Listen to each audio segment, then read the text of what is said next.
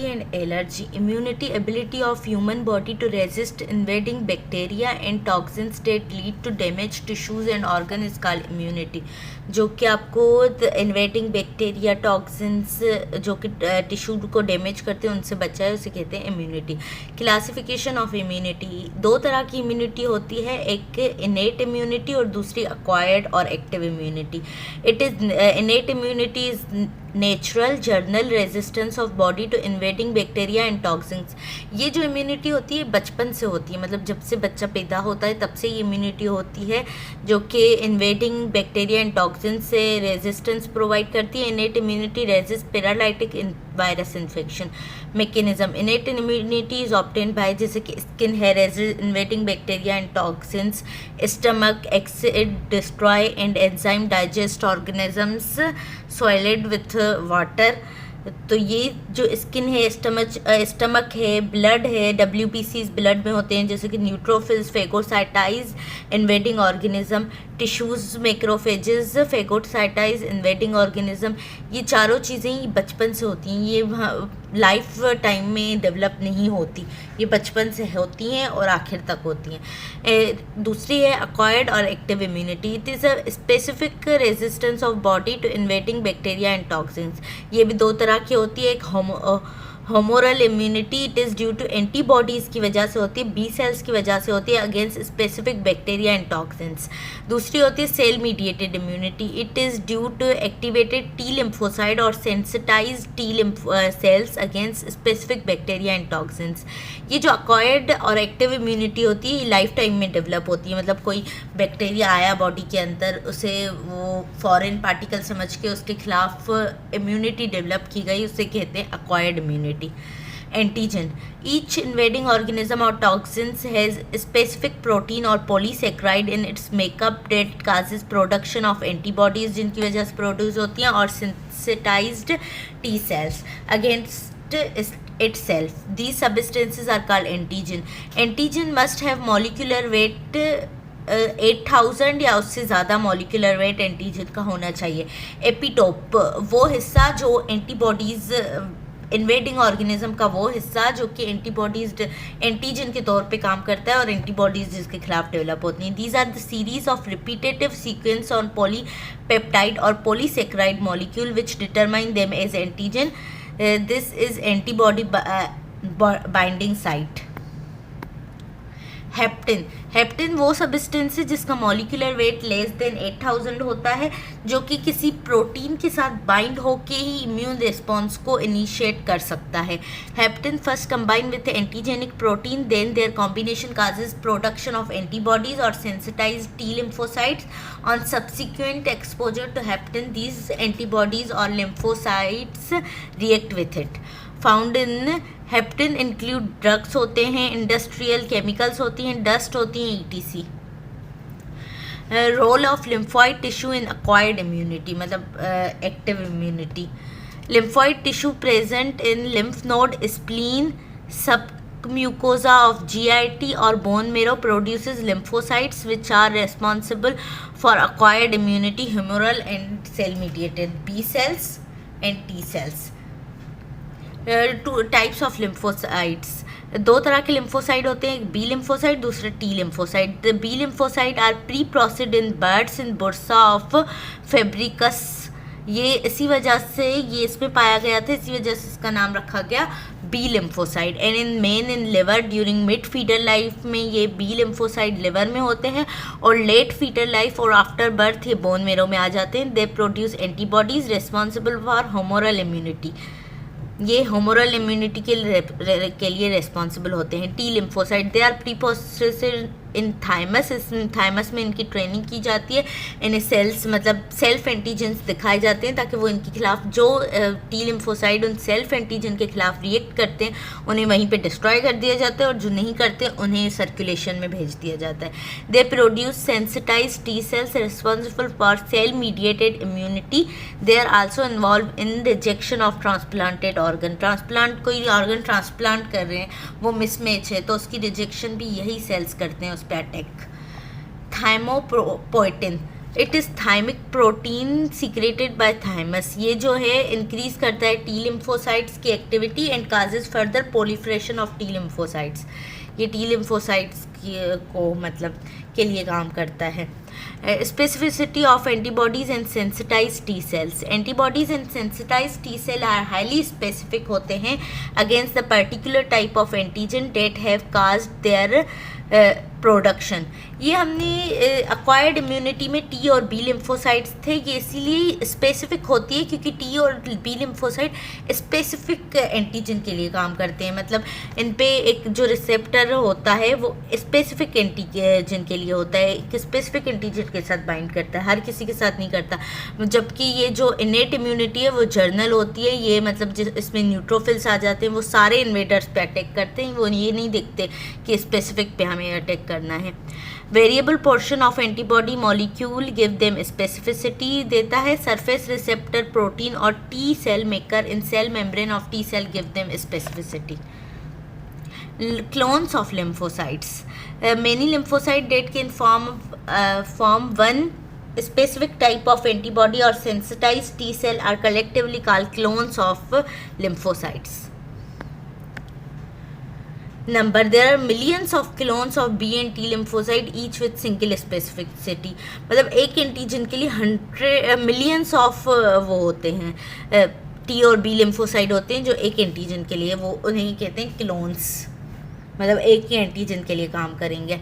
Activation of B and T lymphocyte by macrophages. Macrophages पहले phagocytize करते हैं invading organism को एंड टॉक्सिन को, pass their antigen to lymphocytes को, फिर एंटीजन दिखाते हैं। Antigen activate specific clone of lymphocyte, मतलब जो वो एंटीजन जिस उसमें फिट आ रही होती है जिस लिम्फोसाइट में, वो लिम्फोसाइट उस लिम्फोसाइट का क्लोन एक्टिवेट हो जाता है, उसके सारे clones. Macrophages secrete interleukin 1 secrete करते हैं that activate specific clone of lymphocyte. Activation of B lymphocyte also by helper T cells. Helper T cell a kind of sensitized T lymphocyte secrete B cell growth factor secrete करते हैं। ये T helper cells B cells की growth करवाते हैं और उनसे antibodies बनती हैं। इंटरल्यूकिन 2 सीक्रेट करते हैं जो कि these activate growth and reproduction of B lymphocyte to produce antibodies. Interleukin 2 इनकी हेल्प करता है। फॉर्मेशन ऑफ एंटीबॉडीज़, पहले specific antigen activate clone of B lymphocyte. जो एंटीजन आती को इन्वेडिंग ऑर्गेनिज्म आ गया उसकी एक स्पेसिफिक एंटीजन होती है, वो जिस बी लिम्फोसाइट में फिट हो रही होती है उसे एक्टिवेट के क्लोन को एक्टिवेट कर देती है। फिर लिम्फोब्लास्ट बन जाते हैं, वो ये बी लिम्फोसाइट्स लिम्फोब्लास्ट में कन्वर्ट हो जाते हैं। फिर प्लाज्मा ब्लास्ट में ये प्लाज्मा सेल्स में कन्वर्ट होकर फिर एंटीबॉडीज़ बनाते हैं। 2000 एंटीबॉडीज़ पर सेकंड बना सकते हैं, इतनी इनमें एबिलिटी होती है। Inter lymph and circulating blood, वो फिर वो जो एंटीबॉडीज़ बनी हैं वो लिम्फ और सर्कुलेटिंग ब्लड में चली जाती हैं। B lymphocytes memory cells. Some lymphoblast form by activation of clone of B lymphocyte. जो क्लोन बने हैं वो लिम्फोब्लास्ट जो बने हैं वो वापस बी लिम्फोसाइट्स में कुछ कन्वर्ट हो जाते हैं और कुछ प्लाज्मा सेल्स में कन्वर्ट होते हैं। Do not form a plasma cells, कुछ वापस बी लिम्फोसाइट में कन्वर्ट हो जाते हैं, प्लाज्मा सेल आगे नहीं बनाते, but to form a new B lymphocyte identical to the original, ताकि बी लिम्फोसाइट कम ना हो, उनकी भी पॉपुलेशन उतनी ही मेंटेन रहे। क्लोन, इसे कहते हैं clone. They remain immunologically dormant until activated once again by same antigen. अगर दोबारा वो एंटीजन आएगी तो बी लिम्फोसाइट उसे पहचान लेंगे और these are called memory cell. इन्हें ऐसे बी लिम्फोसाइट्स को मेमोरी सेल्स कहा जाता है। Difference between primary and secondary response. Primary response वो होता है जो फर्स्ट, कोई भी एंटीजन फर्स्ट टाइम बॉडी में आई है तो फर्स्ट एक्सपोजर पे जो रिस्पॉन्स शो होता है उस एंटीजन के लिए, उसे कहते हैं प्राइमरी रिस्पॉन्स। और दोबारा वो एंटीजन आई है बॉडी में तो सेकंड रिस्पॉन्स और to same antigen is called secondary response. ये डिफरेंस इसमें ये है कि प्राइमरी रिस्पॉन्स जो होता है वो स्लोली होता है क्योंकि फर्स्ट टाइम उसने बॉडी ने उस एंटीजन को देखा होता है, उसके खिलाफ एंटीबॉडीज़ बनाने में टाइम लगता है, लेस पोटेंट होता है, उसकी शॉर्ट लाइफ होती है। While secondary response appear rapidly because पहले बॉडी उस एंटीजन को देख चुकी है, उसके खिलाफ एंटीबॉडीज़ बी लिम्फोसाइट्स दोबारा मेमोरी सेल्स बना चुकी है, मोर पोटेंट होता है, इसकी लॉन्ग लाइफ होती है due to presence of memory cells. कि मेमोरी सेल्स मतलब उन्हें याद होता है कि ये पहले भी आ चुका है antigen. Nature of antibodies, antibodies are gamma globulins होते हैं, इनको इम्यूनोग्लोबुलिन्स कहते हैं। कंपोजिशन इसमें 2 लाइट और 2 हैवी चेन्स होती हैं। Each heavy chain is parallel by a light chain at the end. ये ऐसे होते हैं, ये हैवी चेन है, ये लाइट चेन है, ये लाइट चेन है, ये हैवी चेन है। मतलब ये शायद मैंने उल्टा बना दिया, बट दो ऐसे ही होता है, 2 हैवी चेन्स 2 लाइट चेन्स होती है।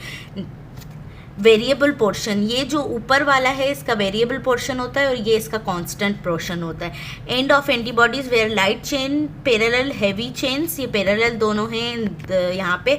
डिफरेंट एंटीबॉडीज, इसलिए इसे वेरिएबल पोर्शन कहते हैं। Determines specificity, bind to specific antigen के साथ ये बाइंड होती है साइट टू डिस्ट्रॉय इट। इसकी 2 वेरिएबल पोर्शंस होते हैं, मतलब 2 बाइंडिंग साइट होती हैं, यहाँ पे एंटीजन बाइंड करेगी।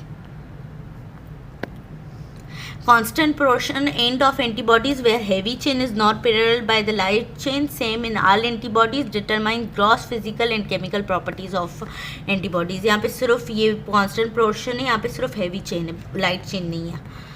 क्लासेस ऑफ एंटीबॉडीज़, 5 क्लासेस हैं एंटीबॉडीज़ की। IgG, IgA, IgM, IgE and IgD। IG मतलब immunoglobulins, function of antibodies immunoglobulins. IgG जो एंटीबॉडीज़ होती है main antibody in secondary response, मतलब दोबारा वही एंटीजन आई है तो ये IgG एंटीबॉडीज़ वो रेस्पॉन्स शो करेगी। मोर अबंडेंट होती है, fixes complement, crosses the placenta, opsonizes bacteria, neutralize bacterial toxins and viruses. ये जो स्ट्रीम और एक्स्ट्रा सेलुलर फ्लूइड में सबसे ज़्यादा पाया जाने वाला एंटीबॉडी और इन्वेडिंग पैथोजेंस को के अगेंस्ट ज़्यादातर एंटीबॉडीज़ बेस्ड इम्यूनिटी प्रोवाइड करता है IgG।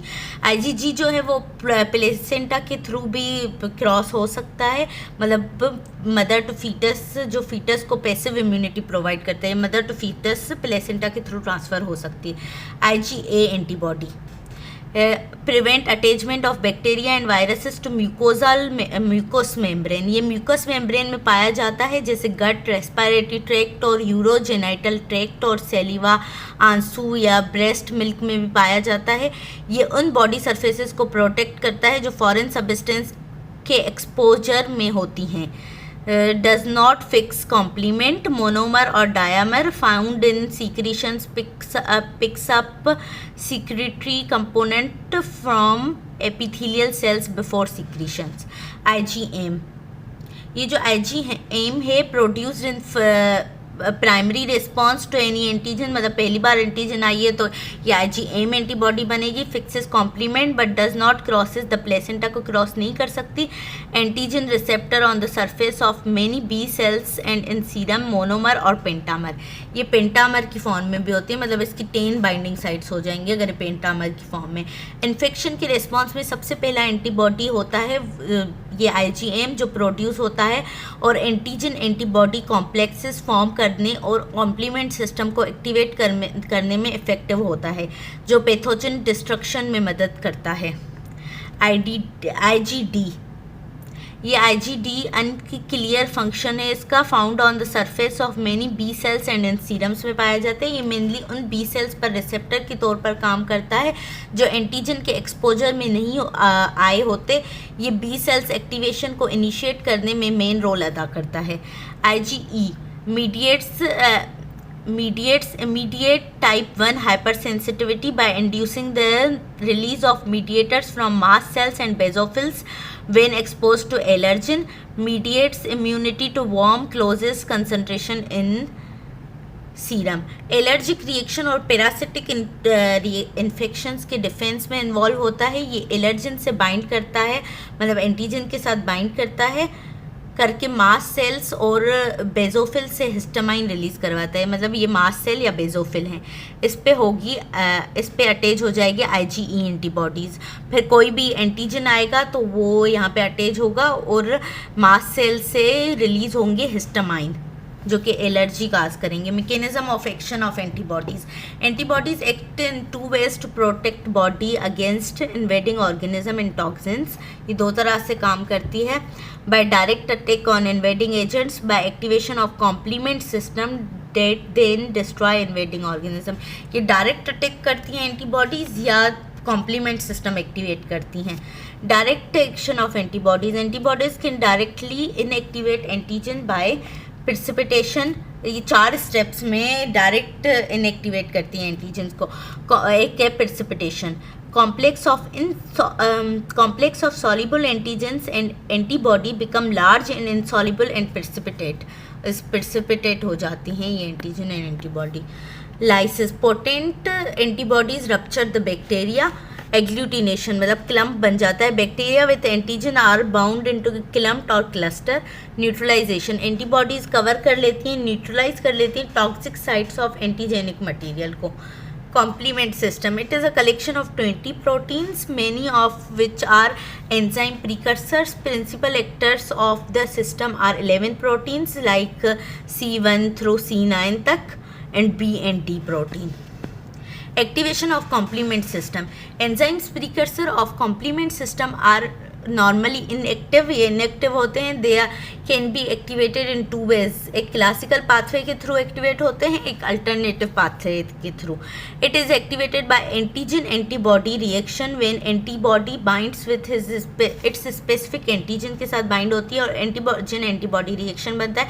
Specific reaction site on constant portion of antibody become uncovered and activated, thus bind with the complement factor C1 giving rise to the cascade of sequential reaction. मतलब ये antibody है, ये इसका constant portion है, ये variable portion है। तो constant portion जब एक्टिवेट होता है, ये FC पोर्शन इसका एक्टिवेट होता है, वो C1 प्रोटीन को इसे FC पोर्शन कहते हैं। तो ये C1 को एक्टिवेट करता है और इसके आगे वो सीक्वेंस में वो रिएक्शन होते रहते हैं। Mechanism of action, multiple reaction products C3A, C3B, C4A, C5A and all are formed which causes following effect that prevent damage by invading organism and toxin. ये ऑप्सोनाइजेशन C3B ऑप्सोनाइजेशन करवाता है, मतलब coating करवाता है bacteria पे। C3B phagocytosis भी करवाता है। C5B6789 ये लाइसिस करवाता है उसकी इन्वेडर की। एग्लूटिनेशन करवाते हैं, ये न्यूट्रलाइजेशन करवाते हैं। C5A कीमोटेक्सिस करवाता है, इन्फ्लामेटरी इफेक्ट होते हैं इनके। And C3A, C4A and C5A ये activation of mast cell and basophils करवाते हैं। Alternative pathway, it is activated without intermediate of antibody antigen reaction के बगैर ही होती है, इसमें इनकी ज़रूरत नहीं होती। When complement factor B and D react with some polysaccharide in cell membrane of invading organism, it activate complement factor C3। ये C3 के बाद सारे वो होते हैं, giving rise to same cascade of reaction beyond C3 level. C3 के आगे सारा सेम ही होता है। Same reaction product are formed which cause same effect as in classical pathway, सारे यही इफेक्ट होते हैं। Note, since alternative pathway does not involve antigen antibody reaction, it is one of first lines of defense against invading organism. ये first line of defense है। Formation of sensitized T cells upon exposure to specific antigen, the T lymphocytes in lymphoid tissue proliferate and form sensitized T cells. Formation of T lymphocyte memory cells, इनके memory cells बनते हैं when specific clone of T lymphocyte is activated, मतलब जो specific antigen के साथ bind करेगा वो वैसे ही सारे एंटीजन्स जब वो टी लिम्फोसाइट जब एक्टिवेट होते हैं by specific antigen, some newly form T lymphocyte does not form sensitize T cell नहीं बनाते, but they remain dormant until second exposure of same antigen. मतलब वो सेंसिटाइज टी सेल नहीं बनाते बल्कि टी लिम्फोसाइट्स में ही दोबारा कन्वर्ट होते हैं ताकि इनकी पॉपुलेशन भी मेंटेन रह सके, वरना सारे T lymphocyte sensitize T cell में कन्वर्ट हो जाएंगे तो ख़त्म हो जाएंगे। तो इसी वजह से वापस इसमें जाते हैं। Antigen receptors on sensitized T cells. Sensitized T cell have specific surface receptor protein और T cell maker on their surface which bind to specific antigen के साथ bind होते हैं। एंटीजन रिप्रेजेंटिंग सेल, वो सेल्स जो कि एंटीजन मतलब invader को खा के, मतलब फेकोसाइटोसिस करके इन्वेडर की, फिर वो एंटीजन के टुकड़े उनको टी और बी सेल्स को दिखाते हैं। वो कौन से सेल्स हैं? एक macrophages, dendritic cells, B cells, Langerhans cells, activated T cells, activated endothelial cells, ये सब एंटीजन प्रेजेंटिंग सेल्स होते हैं। Types and function of T cells. Helper T cells CD4 positive इनको कहा जाता है। दे सीक्रेट प्रोटीन मीडिएटर्स का लिम्फोकाइंस, ये रिलीज करते हैं, जैसे interleukin 2, interleukin 3, interleukin 4, interleukin 5, interleukin 6 and granulocyte monocyte colony stimulating factor and interferon gamma. ये सारे ये लिम्फोकाइंस हैं जो कि टी हेल्पर सेल्स रिलीज़ करते हैं। इनमें से जो इंटरल्यूकिन 2, 4 एंड 5 है, ये स्टिमुलेट करता है growth and proliferation of cytotoxic and suppressive T cells की ग्रोथ एंड पॉलीफ्रेशन करवाते हैं, ये 2, 4 और 5। इंटरल्यूकिन 4, 5 और 6 जो हैं वो B lymph cells stimulating factor और बी सेल्स ग्रोथ फैक्टर होते हैं, जो कि स्टिमुलेट करते हैं growth and differentiation of B cells to form plasma cells antibodies. ये बी सेल्स की हेल्प करते हैं, जो लिम्फो ये सारे वो T helper cells B lympho interleukin 4, 5, 6 release करते हैं, जो कि बी सेल्स की हेल्प करते हैं। Lymphokines inhibit macrophage migration from infected tissues, ये मैक्रोफेजेस को इन्फेक्टेड एरिया से वापस जाने से रोकते हैं, वहीं पे रखते हैं, and also increase the phagocytic activity को भी इंक्रीज करते हैं। इंटरल्यूकिन 2 जो लिम्फोकाइन रिलीज हुआ है टी हेल्पर सेल की तरफ से, have positive feedback effect stimulating activation of other T helper sales. मतलब ये पॉजिटिव फीडबैक के तौर पे भी इंटरल्यूकिन 2 काम करता है, ये वापस जाके वो टी हेल्पर सेल्स की भी वो मतलब उनकी भी प्रोडक्शन इंक्रीज करवाता है। साइटोटॉक्सिन टी सेल्स या किलर टी सेल्स इन्हें कहते हैं, इन्हें CD8 पॉजिटिव कहते हैं, वो CD4 थे टी हेल्पर और ये CD8 हैं। दे बाइंड टू ऑर्गेनिज्म और cell and secrete forming protein called perforins, holes forming protein, जो कि होल्स परफोरिन ये रिलीज़ करते हैं साइटोटॉक्सिक टी सेल्स, जो कि उस मेम्ब्रेन में जो अटैक सेल है, इन्वेडिंग ऑर्गेनिज्म है, और उसकी मेम्ब्रेन में होल्स कर देते हैं। फिर ये जो साइटोटॉक्सिक टी सेल्स हैं, they release cytotoxic substance into attack cell, उसमें रिलीज़ कर देते हैं होल्स करके, और ये होल्स करती है परफोरिन प्रोटीन। दे किल tissue cells invaded bye viruses, cancer cells को किल करता है, हार्ट ट्रांसप्लांट सेल्स को ये किल करता है अगर मिसमैच है तो, and cells that are foreign to body, foreign cells को भी किल करता है। सप्रेसिव और regulatory T cells, they suppress and therefore regulate the functions of helper and cytotoxic T cells. They limit the ability of acquired immunity system to attack bodies on tissue immune tolerance ये करवाता है, मतलब ताकि body इतनी वो higher active ना हो जाए और अपनी सेल्स को ना किल कर दे, उसे सप्रेस करता है टी और बी सेल्स को। B lymphocyte can recognize intact antigen but the T lymphocyte require MHC protein, major histocompatibility complex, मतलब बी लिम्फोसाइट अपनी एंटीजन को पहचान लेता है कि ये मेरी एंटीजन है, मुझे इसे किल करना है इस ऑर्गेनिज्म को, बट टी लिम्फोसाइट को MHC प्रोटीन उसको वो एंटीजन दिखाती है रिप्रेजेंट करके, तभी वो पहचान पाता है। Present on antigen representing cells जो मैंने बताए थे कुछ, जैसे कि डेंड्राइट्स एंड ऑल, तो वो उन पे MHC प्रोटीन लगी होती है जो इन्हें प्रेजेंट करती है antigen to recognise antigen. T cells इससे रिकॉग्नाइज करते हैं। MHC1 जो प्रोटीन होती है वो साइटोटॉक्सिक टी सेल्स के लिए होती है, और MHC2 प्रोटीन जो होती है वो हेल्पर टी सेल्स को प्रेजेंट करती है antigen. Interferons, hormone like protein that have antiviral and anti tumour activity are called interferons. इनके 3 टाइप्स हैं। Alpha interferon secreted by leukocytes upon exposure of virus, ये ल्यूकोसाइट्स रिलीज करते हैं, secret करते हैं। बीटा इंटरफेरॉन्स जो कि फिब्रोब्लास्ट सीक्रेट करते हैं upon exposure of virus. Gamma interferons जो कि लिम्फॉइड सेल्स सीक्रेट करते हैं upon exposure to cancer cells. Acquired immunodeficiency syndrome (AIDS). It is a disease by inactivation or destruction of helper T cells की inactivation हो जाती है by HIV, HIV जो होता है वो टी हेल्पर सेल्स की इनएक्टिवेशन और डिस्ट्रक्शन करवाता है, जिसकी वजह से एड्स होता है. Tolerance of acquired immunity to body on tissue, a phenomena by which acquired immunity recognize bodies on tissue को recognize करती है और उन पर अटैक नहीं करती, as to be distinct from those of invading organism से अलग बनाती है, and do not kill bodies on tissue, is called immune tolerance of acquired immunity to bodies on tissue. अपनी बॉडी के सेल्स को, सेल्फ एंटीजेंस को किल ना करना और फॉरेन एंटीजेंस को किल करना, इसे कहते हैं acquired immunity to bodies on tissue.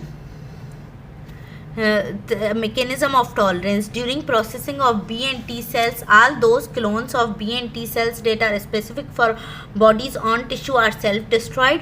मतलब जो कि मैंने बताया था कि इनकी प्री प्रोसेसिंग होती है, जिसमें अगर ये बॉडी के अपने सेल्फ एंटीजेंस को किल करते हैं तो इन्हें डिस्ट्रॉय कर दिया जाता है due to the exposure to body's antigen. So acquired immunity can not produce antibodies और sensitize T cell against body on tissue and can not kill them. मतलब जो प्रोसेसिंग के दौरान जो अपनी बॉडी के एंटीजन सेल्स को किल कर रहे थे उन्हें वहीं पे डिस्ट्रॉय कर दिया जाता है, और जो नहीं करते उन्हें सर्कुलेशन में आने दिया जाता है. तो ये सर्कुलेशन में आके बॉडी के अपने सेल्स को किल नहीं कर सकते. Suppressive T cell limit ability of acquired immune system to attack body's own. ये अक्वायर्ड इम्यून सिस्टम को सप्रेस करता है ताकि वो अपनी बॉडी पे अटैक ना करे, इतना हाइपर ना हो जाए. Auto immunity, when acquired immunity begin to destroy body's own tissue due to failure of tolerance mechanism. मतलब वो ये cells T and B cells अपनी ही बॉडी के सेल्स को किल करने लग जाएं, ऐसे कहते हैं auto immunity. Auto immune diseases हैं thyroiditis, myasthenia gravis, glomerulonephritis, rheumatic fever, lupus erythematosus. ये सारी ऑटो इम्यून डिजीजेस हैं. ये आखिर वाली है SLE, systemic lupus erythematosus. Vaccination, introduction of vaccine, a suspension of killed or attenuated microorganism into body to induce acquired immunity is called vaccination. मतलब किसी killed micro organism को डालना ताकि बॉडी उसकी एंटीजन को देख ले और उसके खिलाफ एंटीबॉडीज़ बना ले, ताकि वो अगर ज़िंदा हालत में आए तो उसके खिलाफ मैकेनिज्म मौजूद हो बॉडी में. Methods by injecting dead organism date can not cause disease but still have antigen. ये डिजीज़ काज नहीं कर सकते. बाय फॉर टाइफाइड फीवर के लिए इस्तेमाल हुई है ये टेक्निक, ये method. By injecting toxins though toxic nature has been destroyed but their antigen are intact. उनके एंटीजन हैं. फॉर टाइटनस के लिए ये मेथड यूज़ हो चुका है. By injecting live organism that have been attenuated, they have been grown in specific culture medium or they have been passed through a series of animal until they have related enough so that they will not cause, ये disease cause नहीं करते but still have antigen, जिनके खिलाफ जैसे कि poliomyelitis में ये method use हुआ है. ये एंटीजन बॉडी को दिखा दी जाती है मतलब इन मेथड्स के थ्रू, ताकि वो एंटीबॉडीज़ बन जाए, मगर ये जो डाली गई हैं, जो इंजेक्ट की गई हैं चीज़ें, वो कोई डिजीज़ काज नहीं करेंगी. Allergy, hyper sensitivity state of acquired immunity to particular allergen is called allergy. Allergen एक एंटीजन है that produces allergy. Type of allergy, दो तरह की एलर्जी होती है. Delayed reaction, allergy produces skin eruptions due to exposure of certain drugs, cosmetics, household chemicals and poison IVY caused by sensitized T cells. ये delayed reaction sensitized T cells cause करते हैं. mechanism, repeated exposure to a substance like poison IVY causes formation of activated helper toxic cytotoxic T cells, then subsequent exposure of substance, बार बार इनका exposure within a day or so, the activated cells diffuse from blood to the tissues में आ जाते हैं. These cells elicit cell mediated immunity and invasion of macrophages and their subsequent effect. which can cause extensive damage, for example renal transplant rejection. Atopic allergy ये दूसरी तरह की वो है एलर्जी की टाइप है. एक डिलेड रिएक्शन था, दूसरी atopic allergy. Cause by generally increase number of IgE antibodies increase हो जाती हैं, रिएजन और sensitising antibodies. Mechanism IgE antibodies attaches to mast cells या बेजोफिल पे अटैच होती हैं. When allergen enters body bind with IgE antibodies. ये mast cell से आया बेजोफिल से, इन पे IgE ये एंटीबॉडीज़ अटैक हो गई. कोई एंटीजन आएगा और इस पर अटैक होगा, IgE एंटीबॉडीज़ पे अटैच होगा तो rupturing attached mast cells and basophils. ये जो IgE जिस मास्ट सेल और बेजोफिल पे अटैच हुई ये रप्चर हो जाएगा और इसमें से रिलीज़ होगा हिस्टामाइन या slow reacting substances of anaphylaxis. The substance cause allergic reaction. मतलब ये हिस्टामाइन और slow reacting substances of anaphylaxis जो रिलीज़ हो रहे हैं ये काज करेंगे allergic reaction. Types of atopic allergies. Anaphylaxis it is a wide spread allergic reaction occurring in vascular system में अकर होता है, वाइड स्प्रेड होता है मतलब पूरी बॉडी में. Histamine is release that cause peripheral vasodilation histamine करवाता है. Increase capillary permeability with plasma loss from circulation resulting in shock में इंसान चला जाता है. दूसरा slow reacting substances of anaphylaxis जिन्हें ल्यूकोट्राइन्स भी कह रहे हैं is also release that cause bronchospasm. ये पूरी बॉडी में वाइड स्प्रेड होता है, जर्नलाइज्ड होता है पूरी बॉडी में.